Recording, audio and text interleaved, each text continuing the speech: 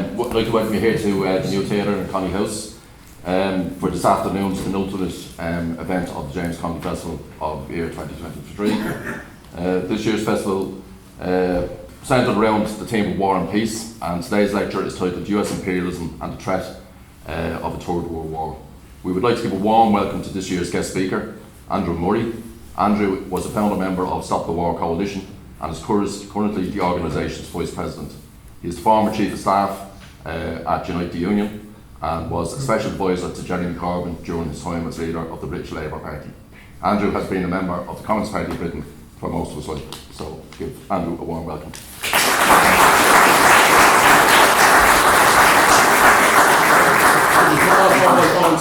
Mobile phones off, yeah. Thanks. Okay. Thank you, Jimmy, for that introduction, and thank you for the invitation to come and speak to you. It's an honour. I think it's always an honour with a slightly comic edge when someone from Britain is invited to come and speak to an Irish audience about imperialism. But here I am. And in fact, here I was in 2010. I last did this lecture in honour of James Connolly, so I have the distinction of being a Brit that's been invited to return to Ireland. So it's a pleasure to be here, and of course to remember James Connolly and his work. I think it's important perhaps first of all to think about what we are or should be remembering. Of course, many people absolutely rightly pay tribute to Connolly's extraordinary heroism, to his lifelong devotion to the cause of the working class and of Irish independence. But if that was all there was to him, he would simply be one name amongst tens of thousands who were martyred for one or other of those causes in the course of the centuries. His qualities, they were outstanding but not unique, if you get the distinction. What I think was special about Connolly was the way he saw further than his contemporaries. I think he should be an object not of reverence, or certainly not just of reverence, but of study. He should be analysed, because he did see connections which most of his contemporaries missed back in 1916 and beforehand. I mean, perhaps the single phrase that he's most remembered for may well be what he said shortly before his execution by the British Army in 1916, when he remarked, "The Socialists will never understand why I am here." And at the time, he was by and large right. He certainly wasn't wrong. The reaction on much of the left, certainly in Britain, proved it. The Socialist Labour Party, which he'd been a member of in Scotland, maintained a complete silence on the Easter Rising. It was unwilling to support a nationalist movement in principle, and was embarrassed that one of its own former organisers had got involved in one. A future leader of the Communist International, Karl Radak, declared that as something that could endanger Britain's international position, the Irish question is played out. And no less a figure than Leon Trotsky wrote that the historical basis for a national revolution has disappeared even in backward Ireland. The experiment of an Irish national rebellion represented obsolete hopes and outdated methods. And of course, those are people that were relatively friendly to Connolly. Still worse views were expressed by the right wing of the Labour movement in the British Parliament at the time. Lenin was one of the few who rallied to Connolly's side. He said his critics that had said that the Easter Rising was just a failed putsch were monstrously doctrinaire and pedantic. He said that if you want to wait until you have a pure revolution, when all the workers are here and all the capitalists are there, and there's no complications, no cross-currents, you will wait forever. And also he insisted that in the age of imperialism, national struggles and struggles for socialism were intertwined. And that was an argument Lenin was having in his own Bolshevik party at the time.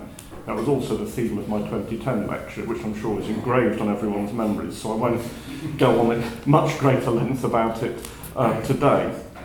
But I would just like to quote John Maclean, who I think was the greatest British revolutionary. I think he'd have preferred to have been called Scottish at the time. He said, "The Irish situation is the most revolutionary that's ever arisen in British history. But unfortunately, lads who fancy themselves the only revolutionaries are too stupid or too obsessed with some crochet to see with sufficient clarity the tight corner the Irish are placing the British in. The Irish Sinn Féiners, who make no profession of socialism or communism, are doing more to help Russia in the revolution than all the professed Marxists in Britain." So he understood what Connolly understood and what Lenin understood, that the cause of national independence, the cause of struggle of peoples against imperialism, of which the Irish struggle against British imperialism, they probably claim the distinction of being the longest lasting, the first to start, and not yet completely finished, that these struggles were entwined with the working class struggle against capitalism. Lenin, in his famous work Left-Wing Communism, which is known for its polemics against communists that wouldn't have anything to do with Parliament or the official labour movement, also said, when a revolution breaks out in Britain, it will likely be because of some colonial complication, not industrial struggle, which most people thought at the time was the way the working class would advance. But he put his finger on the connections. The thing about Connolly and Lenin was that they joined the dots. They saw the different elements of the world situation as a whole. Connolly wasn't a narrow nationalist, only focused on Irish independence to the exclusion of everything else, and there were some of those at the time. He saw it connected to the worldwide struggle.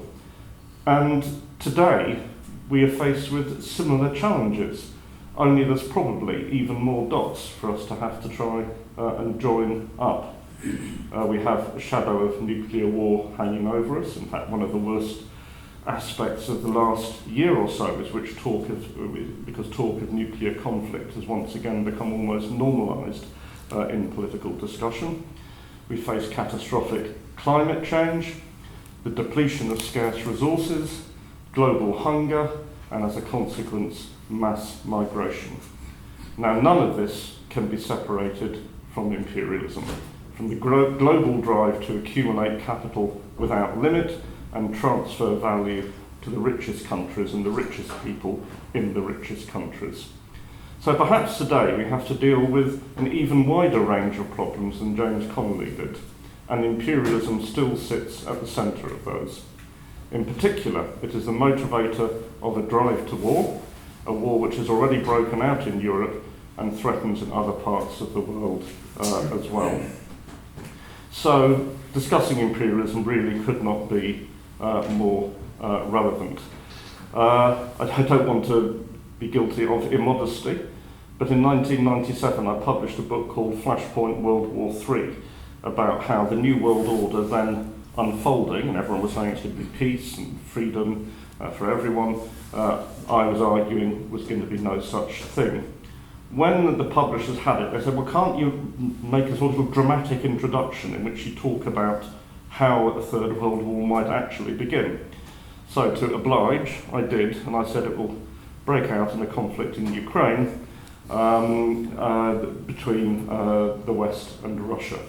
Well, actually, to be honest, I did say it would break out in Western Ukraine rather than Eastern Ukraine, but it did show that even then there were signs of the nature of imperialism and its drive to conflict still being active at a point when most people thought all that belonged to the past. In fact, in the 1990s, you couldn't really talk about imperialism, it sounded like jargon, but it's been restored to political currency in the course of this century, above all by the endless wars that have been fought since the end of the Cold War. I don't think we need to go through all of those now, certainly not in any detail. The wars from Yugoslavia to Yemen by way of Afghanistan, Iraq, Libya and Syria. That story is familiar to all of you. They've all had perhaps a sort of neo-colonial stamp. They've been fought by great powers in concert very often against much more weaker and more vulnerable states and peoples. But history teaches us that such conflicts lead eventually to greater wars between larger powers, and that is where we now are, it seems. But before plunging into the sort of details of the present crises, I'd like to circle back and try to analyse what exactly we're talking about. So I want to say three things which imperialism isn't. First, it isn't over. It isn't a matter of history, although the history of imperialism is a hotly contested front in the culture war. Secondly, it isn't just a policy which can be adopted and discarded more or less at will. This is at the heart of the dispute between Lenin and Kautsky in the First World War. It's a system, an organic development of capitalism, and an expression of monopoly in particular. And thirdly, it isn't just over there. Imperialism isn't just something that is done by countries like Britain or the USA to other people. It also affects the nature of the system at home, as it were, deeply marking the economy, the culture, and the social cohesion of countries which are engaged in imperialism. Now, these points have become very apparent relatively recently in Britain in the superheated culture wars which have been stoked up by the political right in Britain. The history of imperialism, of empire, of slavery, and of war ranks alongside transgender rights as the sort of hot button issues in the culture wars.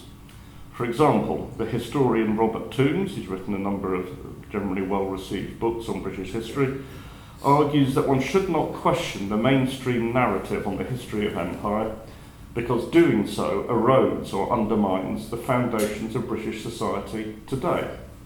He more or less insists that the British only troubled to develop the slave trade and profit from it mightily for generations in order to have the superior moral satisfaction of then abolishing it.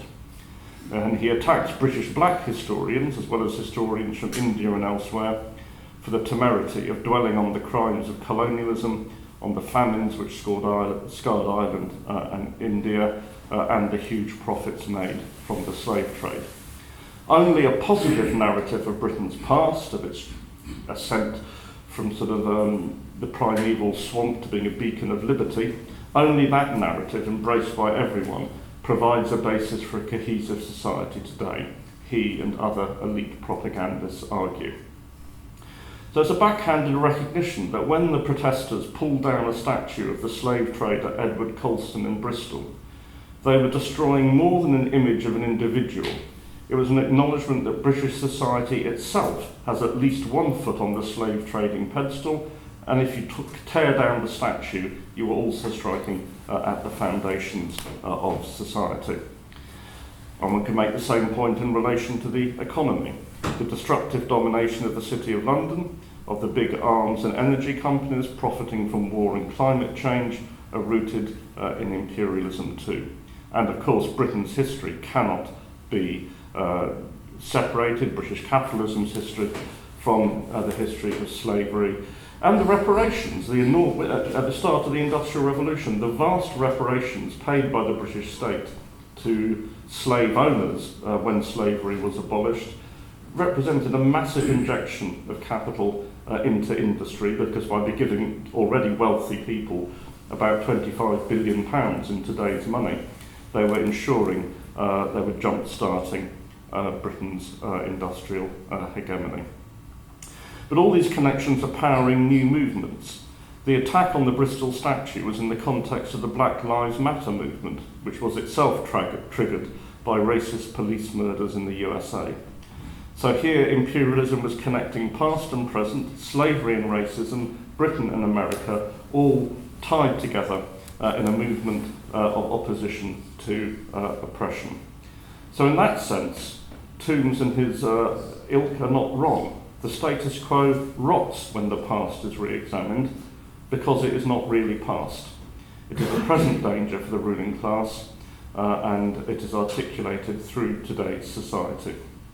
Imperialism is present, systemic and pervasive. Much though many would like to duck it, it is not easy to do so.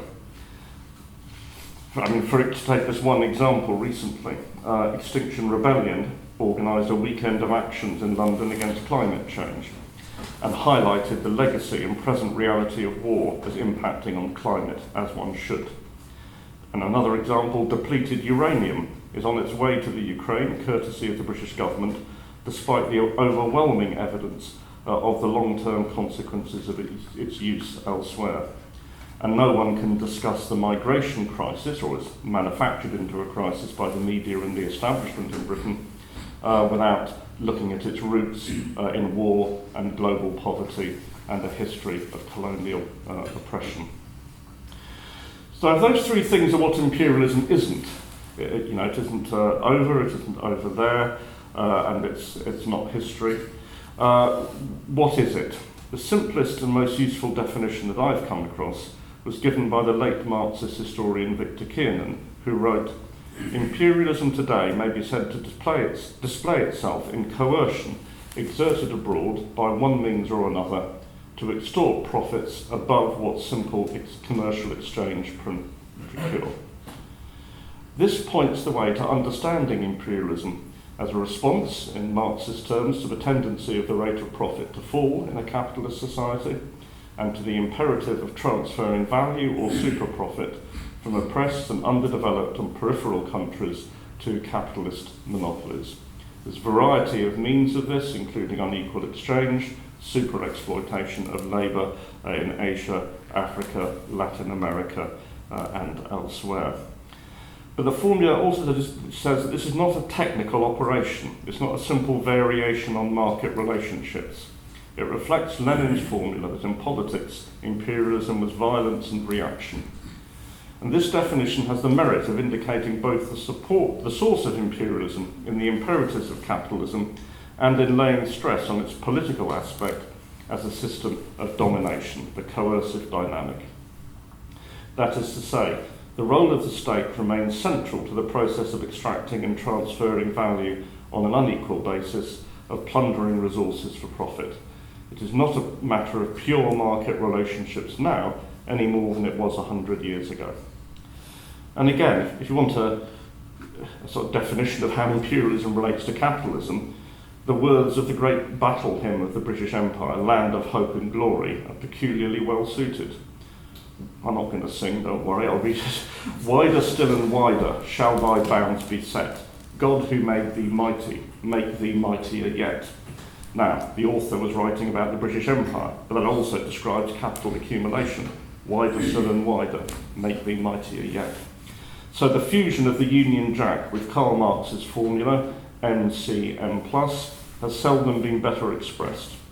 The New York Times journalist Thomas Friedman made the same point more recently, if less lyrically, when he wrote that the hidden hand of the market will never work without a hidden fist.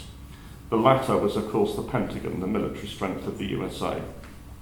McDonald's, he said, needs McDonnell Douglas to flourish, referencing the huge arms company. And that is true, although Friedman's other aphorism concerning McDonald's, the burger giant, that no two countries with McDonald's franchises would ever go to war with each other, has been falsified several times over by now. Hidden fists have their limits, as the wars in Iraq and Afghanistan, with outcomes ranging from failure to fiasco, establish. And the military is in any case only one means of coercion. Debt, intellectual property rights, unequal exchange, sanctions, all mediated through control of international institutions, dominated by the USA, and its immediate allies also play their part. Now, all this is perhaps a familiar story of imperialism and its coercion. However, in the last 30 years, two new issues have arisen which require us to re-examine our classical concepts. The first is globalisation, and the second is what people now talk about, multipolarity. Now, neither of these are entirely new as concepts. Indeed, before the First World War, some bourgeois pacifists believed that globalisation had already gone so far as to make war inconceivable.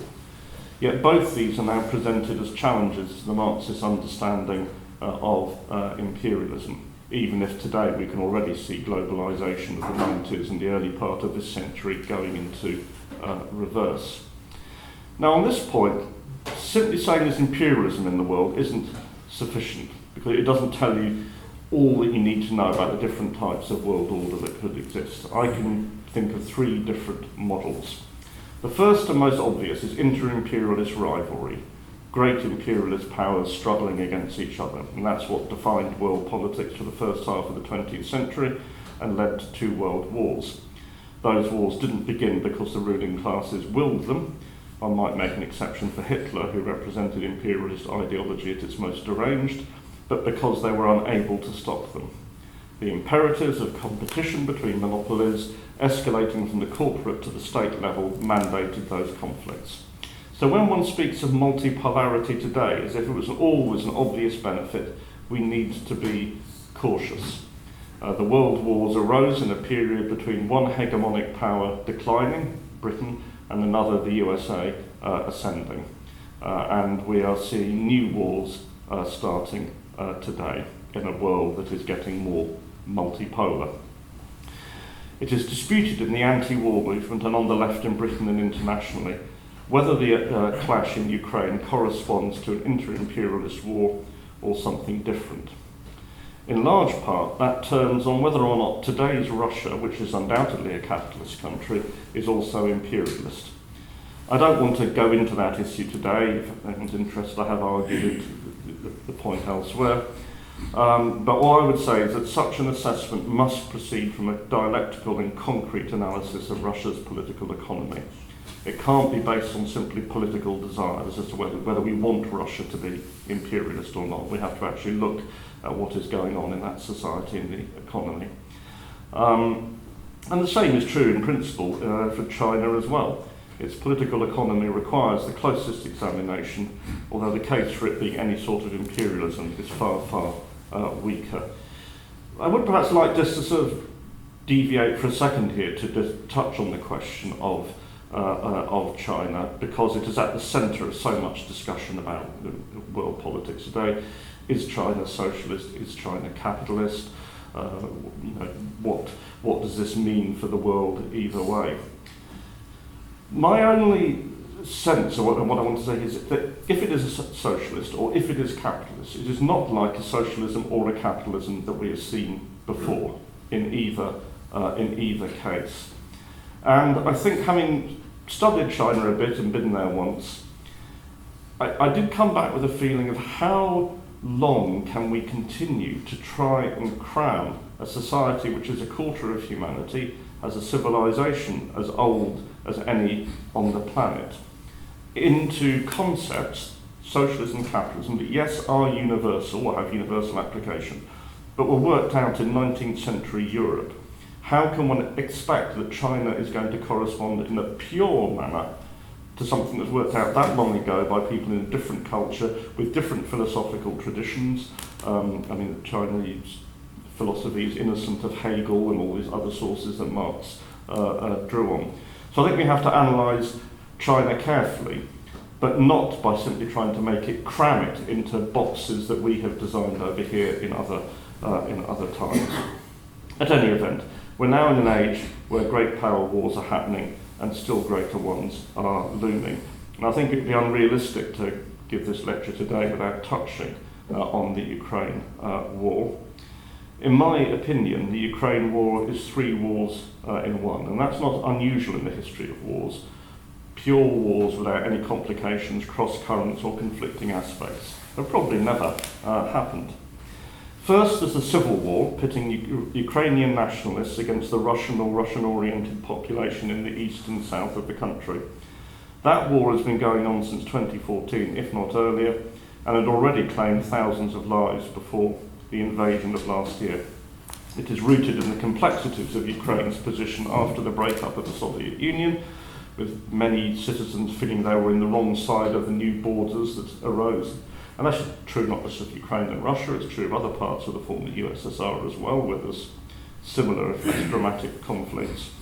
Secondly, there's Ukraine's defensive war against a Russian attack, which, while not unprovoked, is not justifiable either, and still less so its attempts to annex large swathes of the territory with the view of the population there effectively disregarded. And third, there is the great power proxy war, which has turned Ukraine's government into a NATO instrument, a war which pits the worldwide drive for US hegemony against Russia's own security interests and demand for a recognised sphere of interest. China probably is in the background as the target of that proxy war. So there are complexities in the war. Any peace settlement in the Ukraine that's going to last would have to address all those three wars. But the last war, the proxy one, is probably the one of the greatest global concern, as that war, pitting great powers against each other, is the one that could lead to escalation. And for that, Ukraine is merely the theatre, and perhaps the first amongst many. The escalation of military activity in the Pacific around China also portends further conflict. So if this is the new multipolarity, then its benefits are not unequivocal, to say the least. Now, multipolarity means, yes, many states have greater scope to follow their own policies without being squeezed by one great power. They have options, and that's a good thing. And yes, it could restrain unbridled US aggression, but it doesn't on its own herald a new world of peace and international legality any more than George Bush's New World Order of 1991 did. This is wishful thinking. Capitalism cannot be de-linked from competition or rivalry if only the US were to be contained. The best multipolarity we've seen, and it was hardly ideal, was the period from 1945 to 1991, when there was a socialist camp in the world, after 1960, alas, a divided one, which removed a third of humanity from exploitation and curbed the possibility of war without eliminating it. And that's without overlooking the serious shortcomings that socialist camp had. So determining whether inter-imperialist conflict is a preponderant factor in the world today depends on how one assesses this new multipolarity. However, it is clear that however one does, that great power conflict is increasingly shaping the world order, and that the main driver of this is the US attempt to maintain its globally hegemonic position. Now this leads to the second variant of an imperialist world order, that is super-imperialism, the domination by a single imperial power which subordinates all others to its policies. This is a near neighbour to the concept of ultra-imperialism, but is distinct nevertheless. Super-imperialism presupposes the hegemony of a single imperial power, while ultra-imperialism, as first advocated by Kautsky 100 or more years ago, speaks to the merger of rival imperialisms into a single bloc, a form of globalisation. Now, while there are elements of both in the world together, it's important not to confuse them. The idea of super-imperialism is largely correct. It describes the relationship between the USA and the other great powers, both its allies and enemies from World War II, from 1945 to 1991. Under the banner of anti-communism, the USA leveraged its immense relative economic power into a position where other great powers had only a very circumscribed capacity for autonomous political action, and in some cases none at all. Britain surrendered its hegemony to the USA a lot more easily and readily than it ever granted independence to any of its colonies. All the great powers, capitalist powers, huddled around US leadership politically, even while competing with US capitalism economically, rather successfully in the case of Japan and West Germany. Washington had to take account of the interests of other powers from time to time in formulating policy, but in the end, its word alone counted. So, inter-imperialist rivalry of the kind that led to two Cold Wars was superseded by Cold War confrontation against socialism and by collaboration against national liberation under US leadership. And after 1991, the US government explicitly tried to extend this hegemony to the whole world, to make the river of international politics run exclusively through Washington. This strategy had broad political consequences. Russia was to be kept weak and the former Soviet space fragmented and prevented from any form of reintegration, Ukraine and Russia above all. China was to be encircled and pressured, with the object of fully integrating it into the capitalist world system under US direction. Now, at the time, that might have seemed fairly straightforward, but that's not proved to be the case, and the US has only got more frenzied on this issue. The EU was to be kept dependent and prevented from developing autonomous power capacities as an economic bloc, but with no political aspects. Africa was originally left to Britain and France, the former colonial empires, to control on a sort of subcontracting basis, but now, however, Africa too, which was the last part of the world that didn't have a Pentagon command, regional command covering it, but now it does, and it's now a site of competition between the US, Russia, and in commercial terms, at any event, China, as well as the former colonial powers. Latin America, there was a consistent pushback against progressive developments there, and then there was the Greater Middle East, the prime focus of the new imperialism, extending from North Africa into South Asia, ruled by force and proxies, and that's certainly borne the brunt of the New World Order's wars. And all this was to be underpinned by the Washington Consensus of neoliberal economic principles, mandating privatisation, deregulation, and the erosion of public services and labour rights in the service of open markets and free trade. Now, these were to be policed by the Pentagon only in the last instance. The front line of economic coercion was the IMF, the World Bank, the World Trade Organization, and similar international bodies. So at this point, we can need to revisit the concept of ultra-imperialism, that's to say of all capitalisms fusing into one whole and managing their business collectively. Karl Kautsky argued along these lines during the First World War. He saw it as a way to reconcile the capitalist system with international peace, if only the capitalists themselves would be smart enough to promote such a development. He saw this as an alternative to revolution. Now, events so comprehensively falsified Kautsky's perspective in his own time that the idea seemed a mere relic of history for many years. Lenin famously observed that long before such an ultra-imperialism had emerged, capitalism's contradictions would have led to the system's overthrow. So therefore unsurprising that the left neglected the other part of Lenin's formulation, which was the acknowledgement that the development of world capitalism did indeed tend towards a single global monopoly. He wrote this in his introduction to Bukharin's book on imperialism in 1916. It is probably not unfair to speculate that in the century since, events have moved in ways that Lenin did not anticipate. He would be surprised at how far international capitalism has moved down that road, particularly in the age of globalisation since 1991. And there have been the development of supranational institutions of economic and political management, those ones I just mentioned, bringing together the major powers and under US hegemony, often building on bodies established during the Cold War. And these include not just those I mentioned, the IMF and the WTO, but as well NATO and things like the European Union.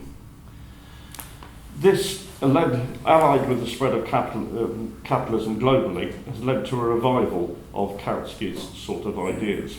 Perhaps the best known expression of this was the book Empire by Michael Hart and Antonio Negri, which posited such a global order. This was published in the year 2000, an undifferentiated global power not dependent on the coercive capacities of any one state. Now, this appeared just not long before 9/11, which dealt a very serious blow to its reputation. It was not an invisible, decentered empire without any coercive aspects which occupied Afghanistan and invaded Iraq, but the very real power of the USA and its allies. And Hart and Negri's work was greeted with applause by much of the establishment, which, as one Marxist critic noted, accurately concluded that there was nothing within the book that could be considered incompatible with the dominant ideology or with the self-image that the powerful like to exhibit. To have moved from the super-imperialism to a fully fledged ultra-imperialism would have required the US ruling class to abandon its drive to unilateral world domination and for its monopolies to see greater advantage and profit in fusing with foreign rivals than it does in competing with them with the power of the US state at their backs. So this would require the international institutions not to be under US state domination, which, as we can see, is not the case. And it should be added that even if a mature ultra-imperialism did emerge, it wouldn't be the peaceful utopia envisaged by Kautsky and by Hart and Negri. It would be a regime of endless war by the great powers united against the oppressed peoples and nations of the planet. And that is a dystopian prospect, but not one we shall likely have to confront. The factors Lenin saw as making ultra-imperialism no more than a hypothesis which would never emerge into reality are still active, even if not, the working out hasn't been as fast as anticipated. Today, in practice, the world is poised between a regime of great power rivalry and a regime of US super-imperialism, albeit with elements of an ultra-imperialism's architecture present. And the wars that have scarred this century all depended on the exercise of US military power, and that is true of the Ukraine conflict too, indirectly. And that power does not grow exclusively from the barrel of a gun, to paraphrase Mao Zedong. Consider the use of sanctions against countries all over the world. These are designed by the US to suit its own security interests and are then imposed on its allies and other countries too as obligatory, whether they like it or not. This is possible because of the hegemonic role played internationally by the dollar, as potent in its own way as the role of the US armed forces. The dollar is a reserve currency for the world, which gives the US great freedom of manoeuvre in its economic management, something lacking to Britain, as Liz Truss found out to her cost last year. It also gives Washington the capacity to exclude other countries from the world economy by depriving them of the use of the dollar, in which 80% of trade is conducted. But this is provoking resistance and determination of countries to abjure the use of the US currency to the greatest extent possible. Perhaps the Chinese currency will become an alternative. And indeed, when the president of Brazil, Lula, went to Beijing last month, he did talk about shifting trade away from the dollar. NATO too is kept on a short US leash. When Cameron and Sarkozy wanted to attack Libya with such uncontestably disastrous results, they needed US permission to do so, since Britain and France, without the Pentagon's logistical and operational engagement, would have lacked the capacity. And indeed, the change in NATO's shape and operations since 1991 tell us something about the present world order. Before the end of the Cold War, NATO was invariably presented as a defensive organisation. And indeed, it did not directly fight imperialism's wars, although it was a vehicle for stirring up intervention in different member states, from Italy to Portugal. But when the US or Britain or France went to war, it wasn't under NATO's umbrella. Its reputation was kept spotless. Since the fall of the USSR, we all know that NATO has expanded geographically, contrary to promises, taking in states across Eastern Europe and in the former Soviet Union itself. Just as significant, it has become an overt instrument of US aggression, without regard for the geographical considerations implicit in its name. The wars in Yugoslavia, Afghanistan and Libya were all NATO operations, despite the fact that in none of the three cases were NATO member states subject to aggression or even threatened with it, and nor were any of them particularly near the North Atlantic. So the transition of NATO into being a fully fledged vehicle for US military hegemony is not a Russian fantasy or a Putin talking point. It's the plain reality. And the world is wise to it. One of the most striking aspects of the Ukraine war is how little support NATO has secured for its position, including sanctions, outside its own ranks. Most of the global south has declined to line up behind Washington. That's not just China, it's also India, Brazil, South Africa, even Saudi Arabia. Allied to the economic and political rise of China on the world stage, these are the outlines of a rising and probably inexorable challenge to US superimperialism. But if we are now entering or re-entering a period of great power conflict, however one assesses the character of the particular powers, what star do we steer by? In my view, that's a relatively easy question to address. Our enemy is at home. The view of Connolly and Carl Liebknecht. For anti-imperialists in the Western Bloc, and Britain is at the heart of it, our focus is on challenging the power of that bloc centred on the USA. And for that, of course, we are called Russian agents today, the same as Connolly and his comrades were called German agents in 1916. I don't propose to suggest what your focus in Ireland should be, as you've got plenty of experience to work that out for yourselves, but it's hardly disputable that on the world scale, the main force for war and exploitation is the US-led bloc. It has had a hand in all the conflicts I've mentioned. It props up every inequality in the world. It drives global warming, and it is the only power which aspires to global hegemony, to world domination. Challenging, containing, and ultimately defeating that power is our main task, and it's particularly important in Britain, where we are the US's main ally. In rising to that challenge, we are marching with most of the world's peoples. Resistance to US hegemony is becoming a central motif of global politics. The demand is for a genuine democracy in international relations, of a rules-based order where the rules apply to everyone without discrimination. where wars are only initiated with the clear authority of the United Nations. That may indeed be utopian, and to describe an order which could only be based on the supersession of imperialism and could not coexist with it. Nevertheless, it's a democratic demand which, alongside the equalisation of international economic relations, can be the focus of our immediate struggles. And it's a battle that can be won. US power is weakening. Like the Britain Connolly died fighting against, US power has passed its prime. The super-imperial moment is beyond its reach.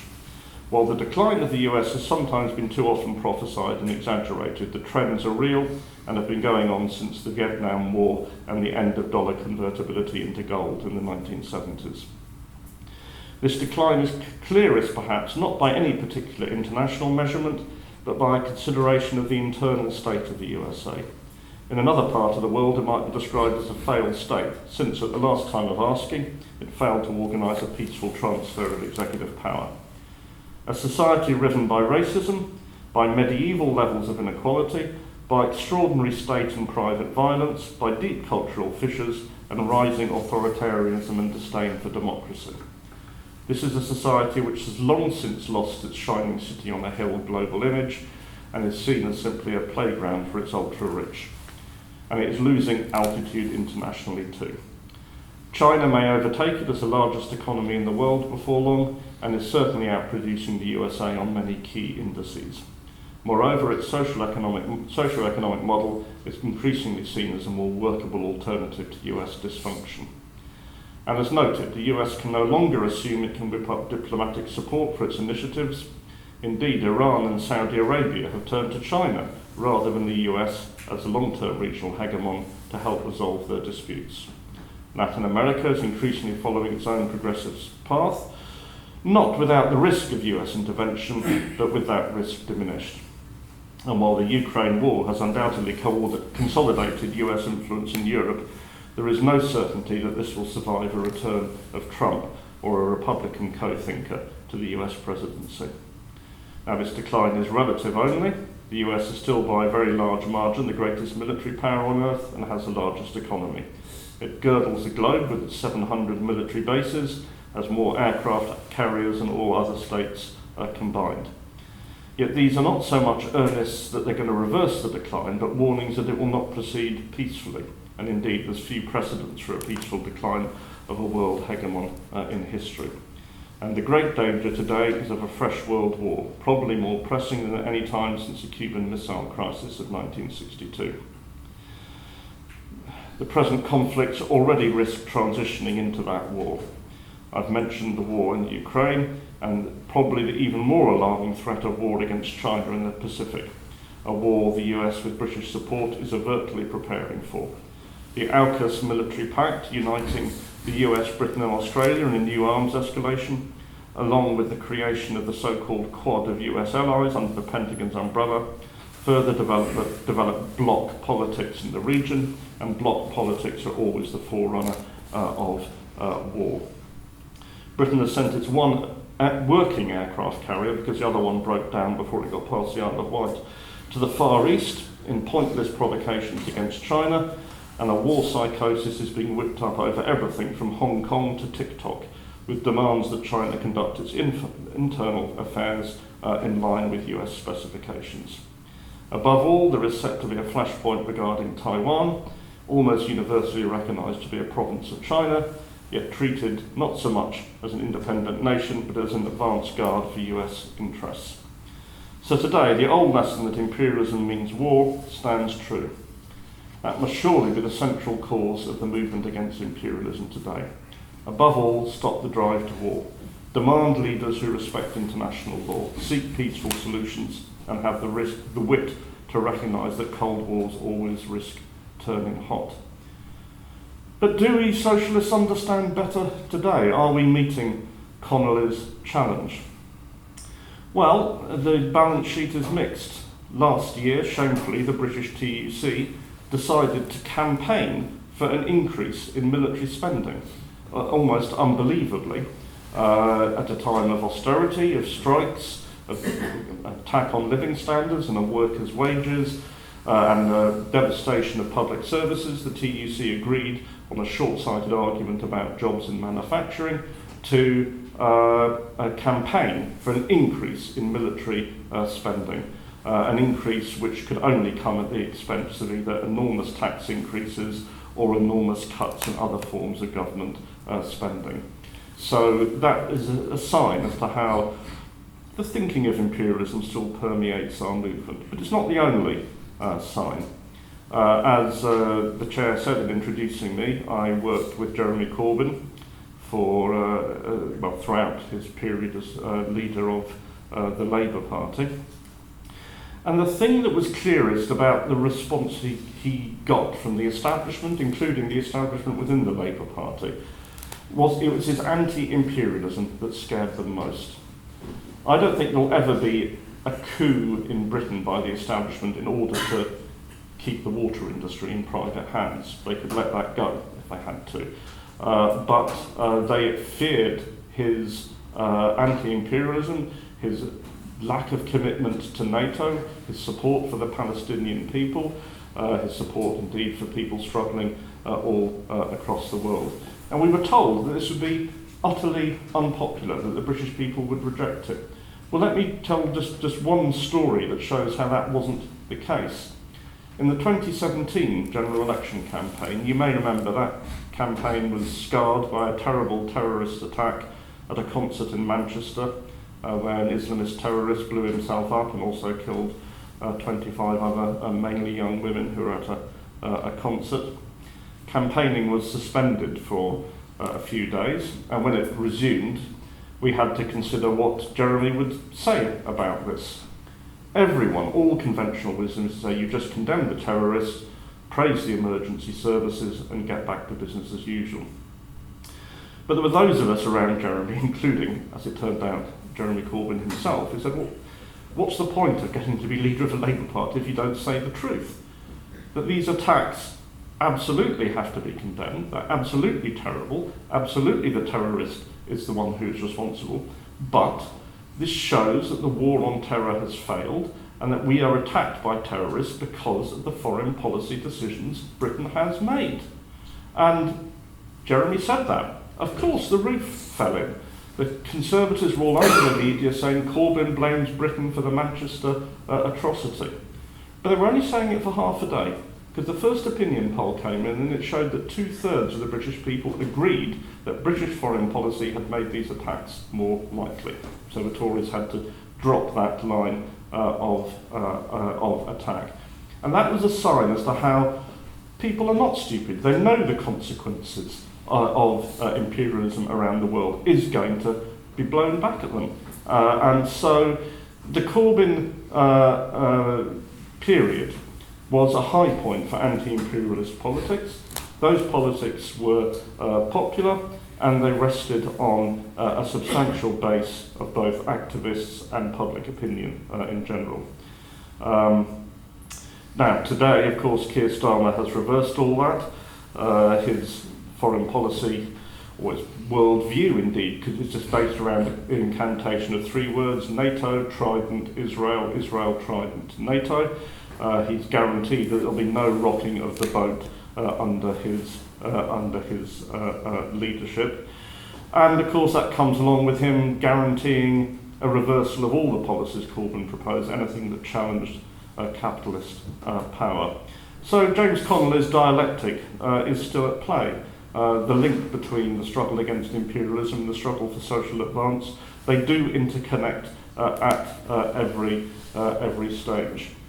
In the course of this century, I suppose I've been involved in 2 great movements. There was a movement around Jeremy Corbyn and slightly earlier the Stop the War Coalition and its movement against the Iraq War above all else. They both drew on the same alliance of social forces. Yes, socialists, some socialists certainly, the Labour left, the non-Labour left, an element in the trade union movement, millions of young people not otherwise attracted to politics, certainly not to conventional politics, and often not engaged in the Labour movement. Muslims, other black people who know from their own lives and traditions the realities of imperialism and then the Black Lives Matter movement. A broad democratic front of people who reject imperialism and also want a better world.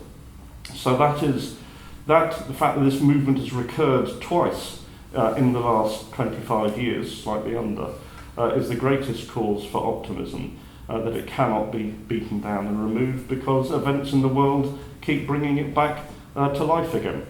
So we can say, as the communist leader Georgy Dimitrov said when he was on trial before the Nazis, quoting Galileo, that still it moves, and still it does move. As I say, I first gave this lecture 13 years ago. If I'm honoured with an invite in 13 years' time, and I'm in any state to accept it, then it's with reasonable expectation that I'll be speaking in Dublin, the capital of the United Ireland.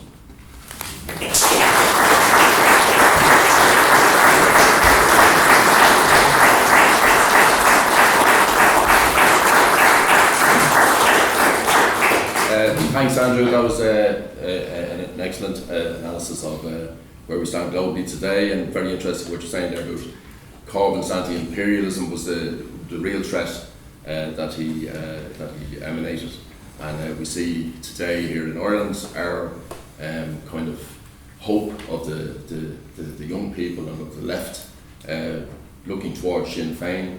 They've now reviewed their position on the EU and NATO as well. So maybe they are taking a little bit of knowledge from what has happened in Britain, saying that they won't be accepted in Dáil Éireann as a senior moving partner unless they move their positions in that.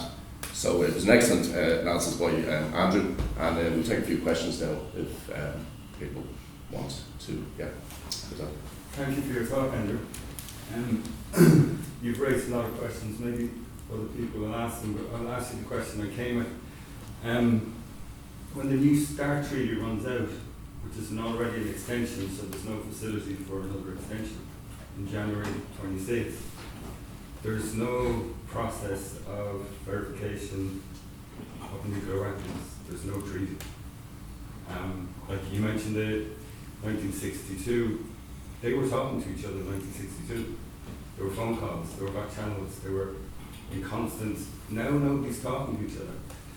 How do you give any ideas how we could tackle the apathy with the threat of nuclear annihilation? Because what's to stop an arms race without a treaty? There just doesn't seem to be the kind of awareness that was there in the 70s and 80s with CND and all of that, and what we did down in Wexford. And it just seems we're kind of walking into this nightmare. Well, you raised the most important issue. I think there are now no arms treaties left between Russia and the USA that are still in force. Of course, the USA never actually ratified quite a lot of them anyway. The Senate never ratified them, but the US administrations nevertheless observed the terms of them.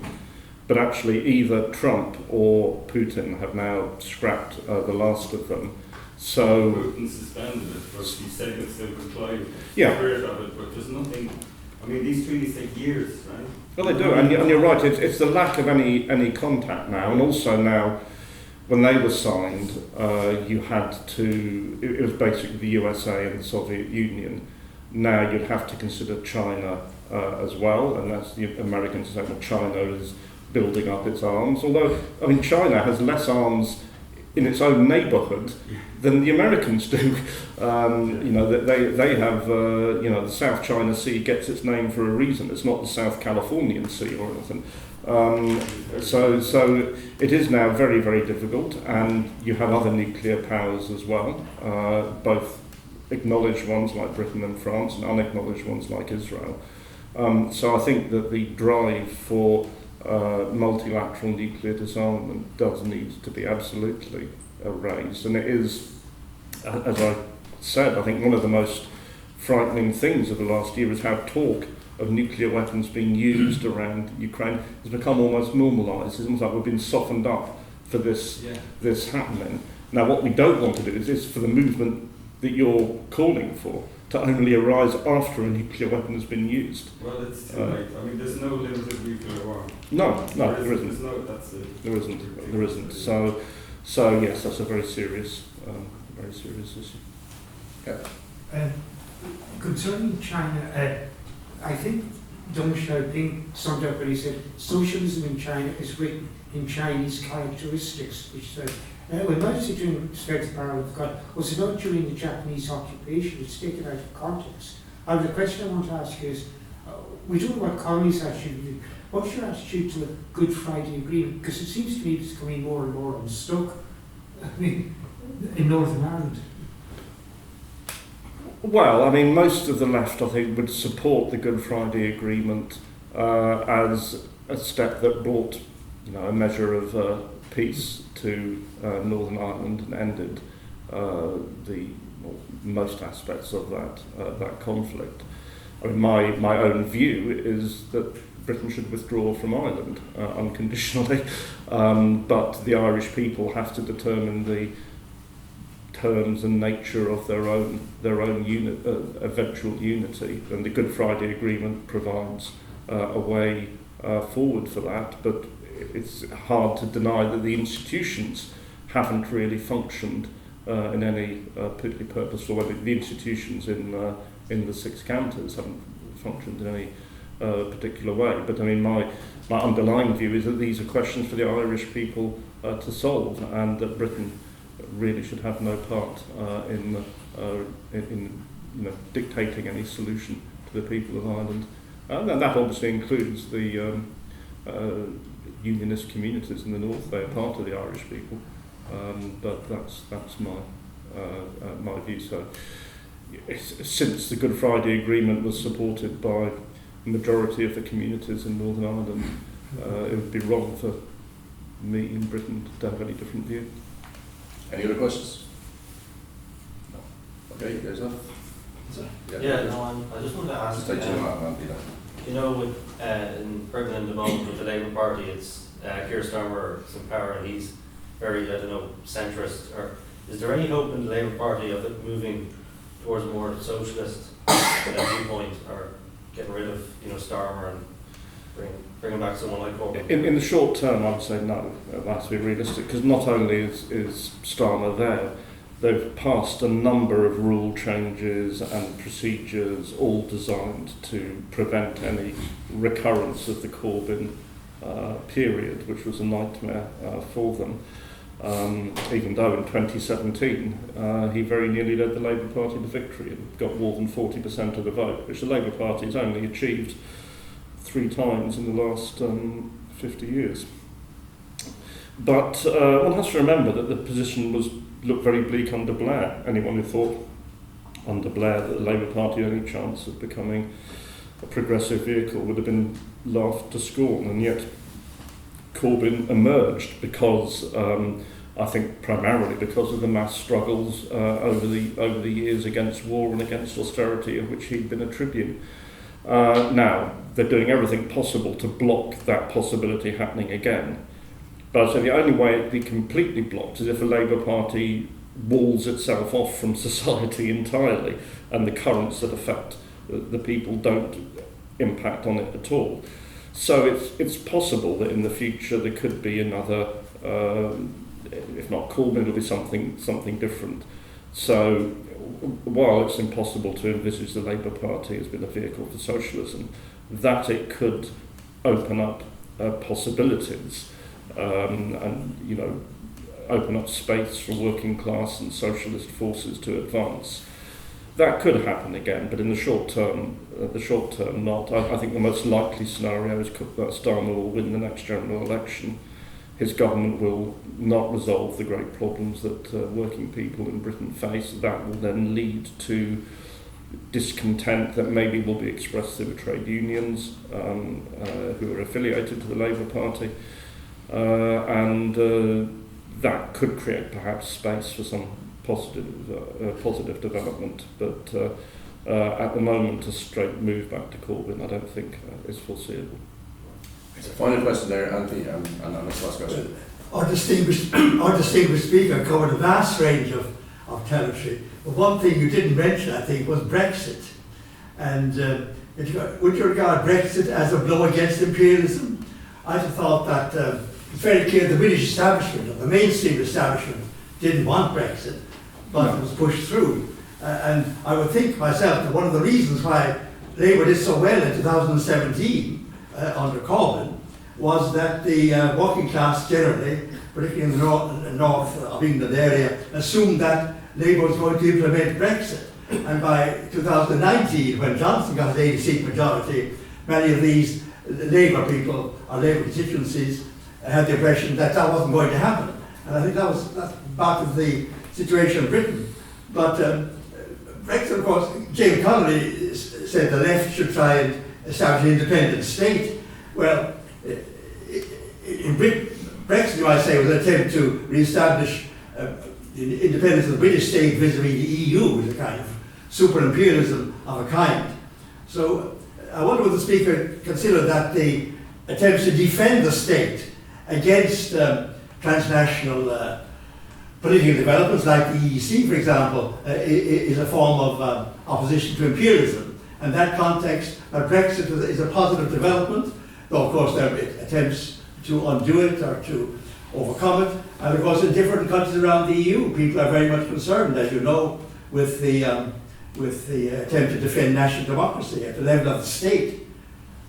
And there are of course divisions between national capital and transnational capital, which you know only too well. So that's part of the so-called dialectic, isn't it, over this whole business of imperialism?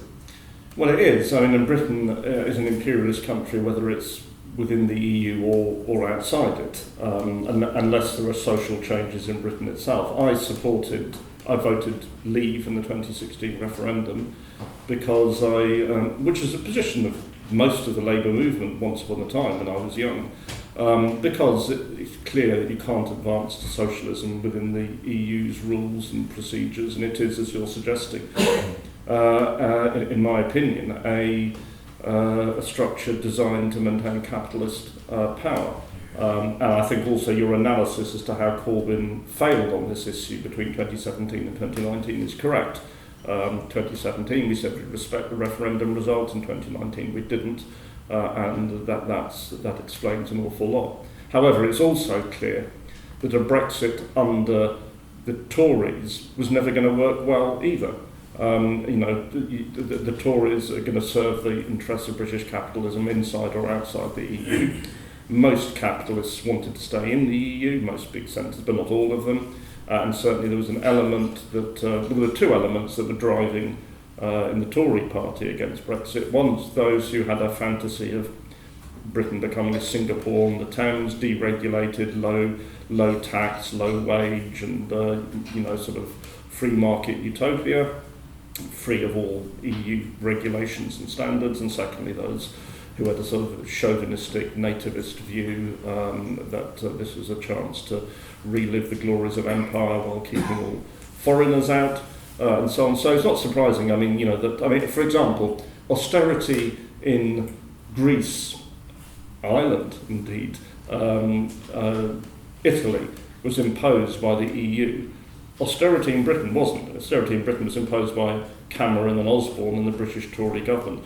So a Brexit led by the Tories was never going to go well, but I think being outside the European Union could create greater possibilities for social advance in Britain and for challenging British imperialism more easily. So that's why I was one of the sort of the group known as Lexit, the left exit.